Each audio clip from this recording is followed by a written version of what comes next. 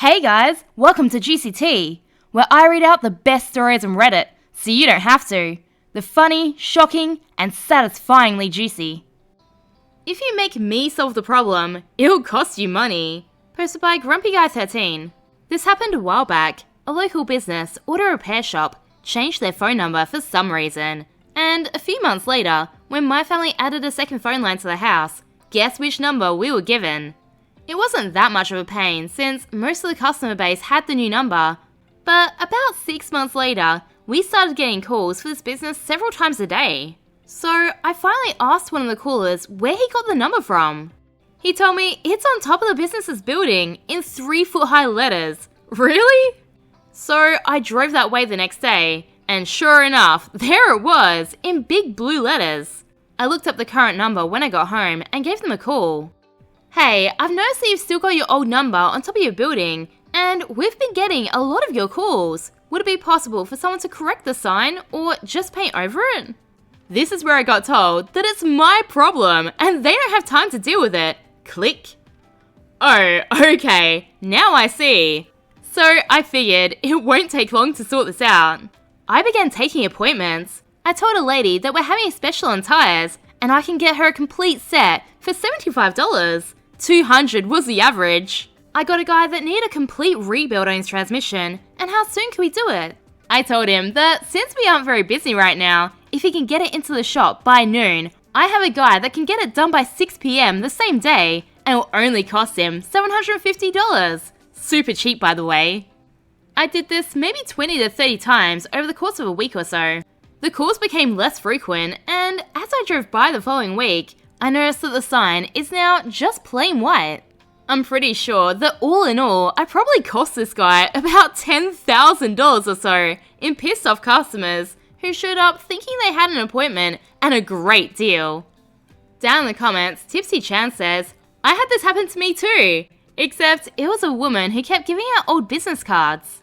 I kept getting her calls for several years, and most of the time, I just told the callers to let her know to stop giving out those goddamn cards. But one time, it was a guy trying to set up an interview with her. I let him know how she'd been too lazy to update her business card and recommended that he hire me instead. I almost got the interview, but sadly, I wasn't qualified. I'd like to think that I cost her a job though. Suck it, Monica.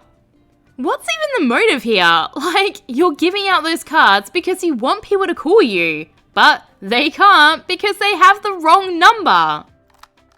So, you put an expensive tracker on my $400 truck and you want it back? Posted by Z-Top. An insurance company has been investigating our shop for supposed insurance fraud over a car with a bad engine that was replaced with what we and the cops later found out to be a stolen one. A few weeks ago, I noticed a clean spot on my really dirty truck that I never wash. I checked it out and found a GPS tracker. I didn't plan on keeping the truck this year and had plans to ship it to Mexico in spring. I told my friend about the tracker and he said he'll take care of it when he picks the truck up. My friend took the truck to the most cartel-infested place in Sonora and disabled it there. I already had a new truck under someone else's name, so I drove that around to the parts stores and dealers. I was leaving a dealer when a clean-cut guy asked if I owned an old truck, and I told him that I used to. He then identified himself as a private detective working for the insurance company and was curious about what happened to my old truck. I cracked a joke that sometimes it wanders off at night and usually comes back when it's on a quarter tank. He tried to nonchalantly ask me where the truck might physically be, and that's when I told him that I've found the tracker. He knew, I knew, and his tone changed, asking for it back like a kid who got his bull bullied away from him. I told him the truck is in Mexico and gave him the address for it and who to talk to about getting it back. He knew he couldn't call the cops because he'd get arrested, but tried again to demand his GPS back. I brushed him off and told him he can get it back from Mexico himself. That was the last I saw of him. We found another GPS in a different truck at work, so we took it to the desert and blew it up. I'm sure they've been GPSing us thinking we have some kind of insane stolen car parts hoard, but all our stuff comes from dealers and scrapyards. Revenge on a client who tried to throw me under the bus. Posted by Called in the 90s. I was pushing 40 and had learned a lot of lessons in my more than 10 years of legal practice. But one of the most important lessons I learned was from an older lawyer that I worked for as a summer student after second year of law school. A lawyer has 3 duties, he told me. First to himself, second to the court, and last to the client. Always make sure that you come first and the client comes last. The reason? Because clients will F you, he said. They'll throw you under the bus without thinking twice. I should have stayed with this lawyer, but being young and an idiot, I had to go work downtown, and I'm still downtown now. But fortunately for me, I remembered this lesson, and it came in handy many years later, when a client really did try to throw me under the bus. My client was this mid-sized company that did this and that and owned a few things here and there. Not big enough to be listed, but it did have a pretty sizable real estate portfolio. And one day, one of the buildings they owned burned to the ground. The company wanted to collect on the insurance, so they told Frank, a veteran salaryman, to deal with it. Frank was close to 60 and thought he knew what he was doing. He didn't need me to help him with the insurance claim. He told me he had everything under control. Besides, lawyers are expensive. Some guys really get off on not paying legal fees, and Frank was one of those guys who gloated over every penny that he managed to not pay the lawyers. I dealt with Frank a lot, and he always nickeled and dimed me. The insurer is going to F you, I told Frank. It was only by luck that I even knew about the fire and the loss because Frank hadn't asked for my help. He just let it slip one day. And since then, I'd kept on top of him, trying to get him to smarten up. I'd had to fight to get him to send me the proof of the loss form to make sure he hadn't messed that up. Frank messed up a lot, and I sometimes wondered how he even had a job. But the proof of the loss was okay at least, so that was one less thing to worry about. You don't know that, he said. I could tell he just wanted to get me off the phone.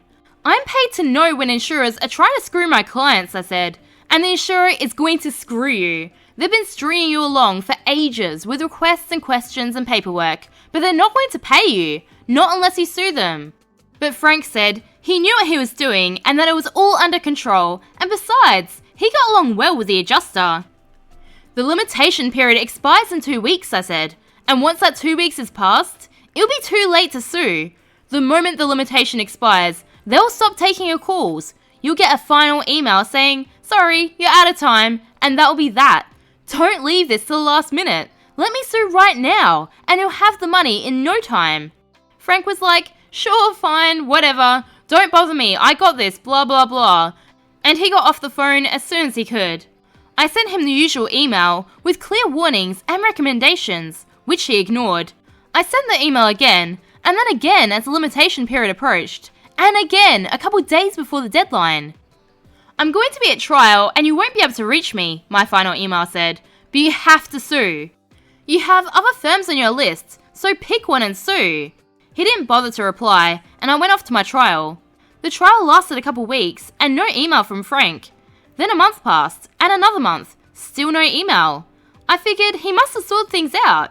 Maybe Frank was right after all, I thought. And then my phone rang. It was Frank. Remember that fire insurance thing we spoke about? We'd only spoken about it like a dozen times. I figured he was calling up to gloat, so I cut to the chase. So they paid out? That's great, Frank, you're right. He asked me what I was talking about, and could he see a copy of the claim? What claim? I said. The claim against the insurer, you know, that claim. Does that mean the insurer didn't pay? I said.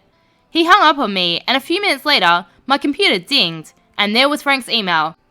Talking about how we spoke, and how he told me to sue, and that he was worried when I hadn't sent him a copy of the claim, so he was following up. I emailed him back saying, I take it the insurer didn't pay you, just like I told you they wouldn't. And now that the limitation period is expired, they told you to jump in a lake, leaving you with a loss in the millions. Is that it? I'd made a mistake by not going over Frank's head when he wouldn't listen to me. But if I'd gone over Frank's head, I'd have never received another file from him, so I didn't. But that was then, and this was now, so I CC'd Frank's boss, and his boss's boss, plus I CC'd Bill, the client's in-house counsel. Bill acknowledged my email right away, and called me later that day. Frank messed up, he said. We know that, he's an idiot. So what do we do now? So his excuse didn't work. Nope. Bill told me how they'd summoned Frank to the boardroom, but his story didn't add up, given all the warnings I'd sent him. Besides, he'd have had no reason to keep emailing the insurer if he'd told me to sue. Once the file goes to legal counsel, Frank's role was over. The company knew that Frank was BSing them. So that's it then, said Bill? We just lost $1 million? It's okay, I said, explaining that when I realised that Frank was going to F up, I issued a claim against the insurer. Because I'd made Frank send me the proof of the loss earlier, I'd had enough information to sue to preserve the course of action. Not a great claim. Short on details, but good enough. You sued without instructions, said Bill. Lawyers aren't supposed to sue without instructions, because if you do that, you're personally liable for whatever costs the other side incurs. It's a big deal to sue without instructions. Yup, I said. I sued without instructions. I pulled up a copy of the claim and emailed it to him as we spoke. It's a little rough, I said, but we can always amend. Thank God, said Bill. Can I leave it with you? Of course he could. The insurer was a sitting duck, and I knew I could collect from them, no problem. A few days later, I got a call from another guy who worked for the client. A guy I didn't normally deal with. They had a situation and needed my help. I usually deal with Frank, I said. What's up? What was up was that Frank got called into another meeting, where they handed him a one-page letter. And then he put his little office things into a box, and security walked him past his co-workers to the elevator and escorted him downstairs to the parking lot. Bye-bye, Frank. He was too old to get another job, or at least, not a decent one. It was a life-changing event for Frank, but for me, he was just another anecdote, a cautionary tale that I tell young lawyers sometimes over beers, often too many. I wasn't trying to get revenge on Frank, not at all, and I would have felt a bit sorry for him if he hadn't been trying to throw me under the bus. But the guy who replaced him was great and never nickeled and dimed me, so it was all good. Remember, I post new content every day, so subscribe for more GCT.